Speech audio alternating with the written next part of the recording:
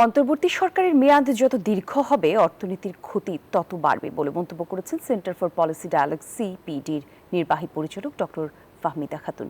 শনিবার debate for democracy আয়োজিত banking খাতে শৃঙ্খলা ফিরিয়ে আনতে ব্যাংক একীভূতকরণ নিয়ে ছায়া সংসদ বিতর্ক প্রতিযোগিতা অনুষ্ঠানে প্রধান অতিথির বক্তব্যে এসব কথা বলেন তিনি।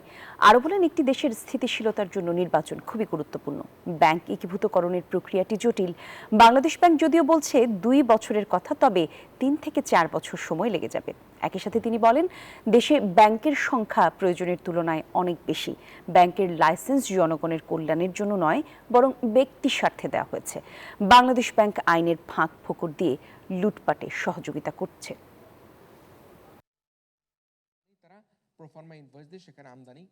পৃথিবীর অনেক উন্নত দেশেও এত ব্যাংক নাই, তাদের অর্থনীতির জিডিপির আকার এত বেশি হওয়ার পরেও নাই। অর্থাৎ আমাদের এই জিডিপির তুলনায় কিংবা জনসংখ্যার তুলনায় কিন্তু এই এত ব্যাংকের প্রয়োজন নাই। যে আইনগুলো ছিল সেই আইনগুলোতে এগুলোর বাস্তবায়নও হয়নি এবং তার মধ্যে ফাঁক ফোকর দিয়ে সেগুলোকে পাশ কাটিয়ে চলে যাওয়া হয়েছে, যার জন্য কিন্তু এই ব্যাংক খাতের এই দুরবস্থা।